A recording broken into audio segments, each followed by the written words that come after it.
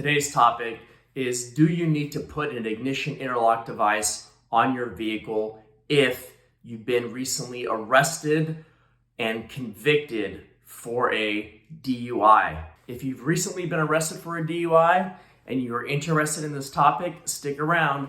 I think you're gonna like this video.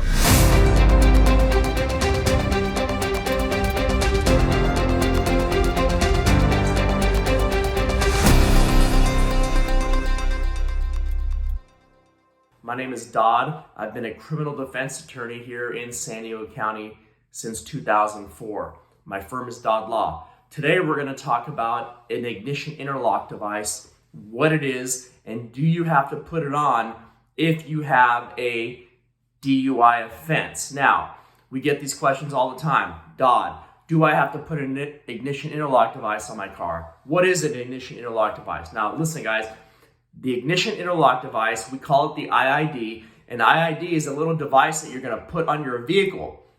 Every time you're going to drive, you will have to blow into it, and it has to register 0.00 for that car to turn on. If there's any alcohol in your system, the car will not turn on. It's for purposes of protecting the public. Now, on a first-time DUI, there are two different issues we're dealing with here. We're dealing with the DMV, and we're also dealing with the criminal court. So the DMV can have you put an ignition interlock device on your vehicle, and the criminal courts can as well. Now, on a first-time DUI in San Diego County, if you're convicted of the DUI and you want to drive with no suspension whatsoever, the DMV will have you put the ignition interlock device on your car, and you'll be able to drive with no restrictions at all. The other option is you just don't put the interlock device on your vehicle, but there's a 30-day period where you can't drive, and then you'll be able to get a restricted license after the 31st day. But if you want to drive with no restrictions at all through the DMV, you can put the ignition interlock device on your car and you'll be able to drive. Now, the other scenario is you have a DUI and there was an accident involved, or it's a pretty high blood alcohol level, and as a plea agreement, the DA or city attorney wants you to put the ignition interlock device on your vehicle, separate and independent from what the DMV wants you to do.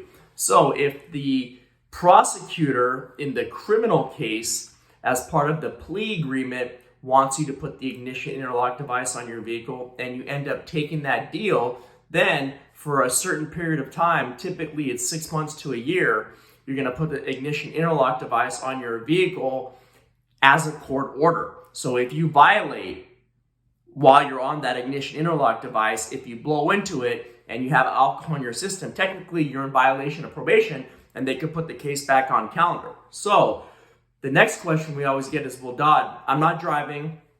I don't have a car. What am I gonna do if I'm ordered to put the ignition interlock device on your vehicle? And it's simple. If you don't have a car or you have no intention of driving at all in the next year or whatever duration of the ignition interlock device period that they want, you can sign something called a declaration. And that declaration, you're basically telling the judge under penalty of perjury that you will not drive for that period of time.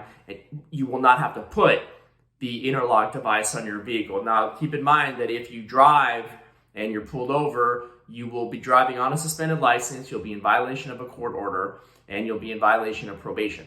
So the scenarios are this. You have a DUI, the DMV might make you put it on if you don't want to have any restrictions whatsoever. The criminal courts can also do it as well. Now, on a second time DUI, it's almost certain in the criminal portion of it that they're going to impose an ignition interlock device. And as far as the DMV is concerned as well, the DMV may also impose a ignition interlock device as well. So just to summarize, on a first-time DUI, if your blood alcohol level is high or there's an accident involved, the criminal courts can order it. As far as the DMV is concerned, if you want to drive with no restrictions, you might also have to do it as well. If you have any questions, give us a call at the numbers below. My name is Dodd. I've been doing this since 2004. Please hit that like button and also subscribe to our channel so we can help educate the public. Thank you and have a good day.